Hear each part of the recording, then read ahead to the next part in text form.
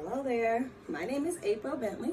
I am the founder and the CEO of Rubies. Rubies is a nonprofit organization here in the city of Milwaukee where we work with youth and adults, educating them on sex trafficking.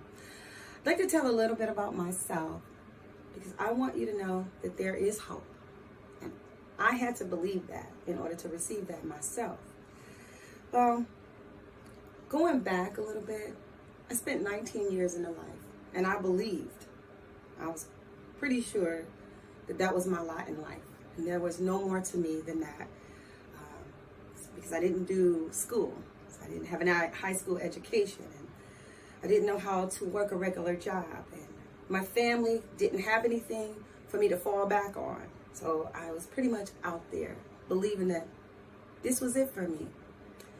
But there was a moment in my life where I was just about to give up. And because I really didn't have a relationship with God, I didn't know how to petition Him for the things that I needed or wanted even. There came a time when I said, okay, this is it. I've literally had enough of living this life because I knew that there was more to me than that. I knew there was more to me. I couldn't see it, but I could feel it, and I had to believe it. And I believed it enough to cry out and say, God, you have to change me. Because if you don't do this, then no one can. And it was a divine moment in my life when that change happened. No, didn't happen overnight. But one day at a time, I began to trust the process of deliverance. And I can tell you this, and I really want to speak to those who are struggling with leaving the life or believing that there's more to you than what you see in the mirror. There is so much. It doesn't matter how far left you've gone, you can always get right with God. And I often had to tell myself that because there would be moments when, I'm working a McDonald's job and I'm feeling like it's beneath me, but I've never had a job. And I have to stay the course. I have to believe that there's more after this, that God's going to bless me if I just stay. And I stayed in spite of everybody talking bad about me and talking to me. And like, really? You're going to degrade yourself at McDonald's? I had to do what I believe God said to do. I had to stay the course. Until one day this lady walked in and said, I've never seen anybody so professional at McDonald's in my life. I want you to come across the street and get a job at the bank. And that was the beginning of hope for me. Like, what? A woman who had no high school education. I was working at the bank, right next to the other ones that were all educated because God did that. Now, I say that because I'm not trying to push you out there to say, go to McDonald's and hope that you get a bank job, but trusting the process. Because I prayed to God. When I got that application in my hand for McDonald's, I was like, I'm just going to fill it out, but they're not going to call me. When they called me, I'm like, I'm not going to take that job.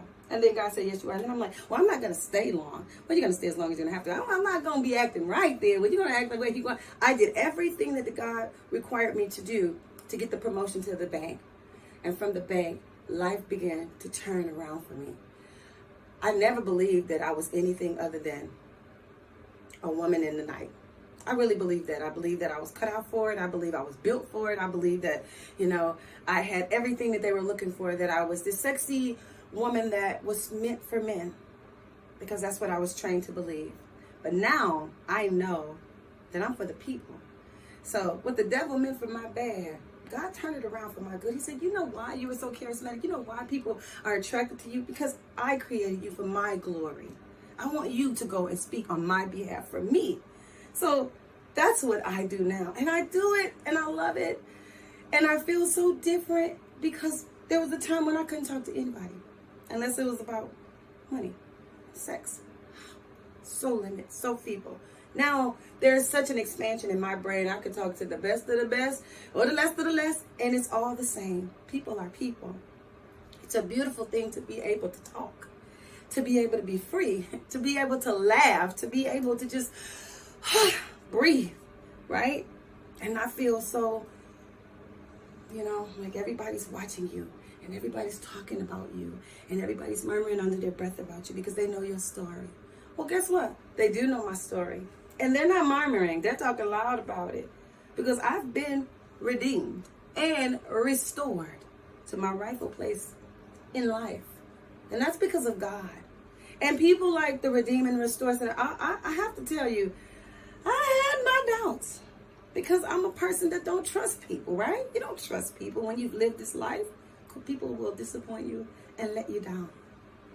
But there's a team of people here, I don't know why, but they run hard for you. And they want to make sure that you are not just a survivor, but now you can be more than that.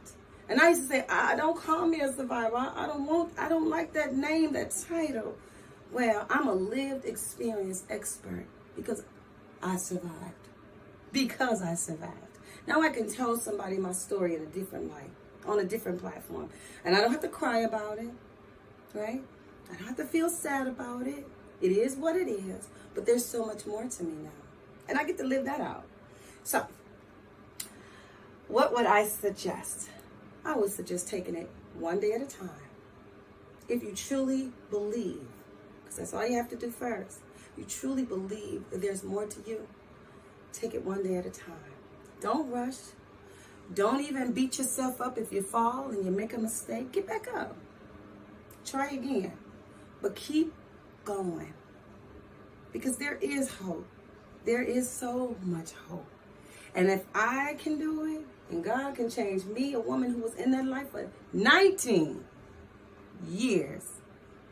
I don't look like I've been in that life for 19 years. But can I tell you, when I was in the life, I looked like I had been in it 30.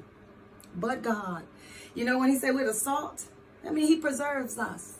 Believe you me, if you are watching this video, you too are one of his. And you are that salt. And he will preserve you as well. But you got to choose to come out. Come out of that dark place, walk into this light, and take it one day at a time. I guarantee life is worth living. That's me. I'm just trying to ignite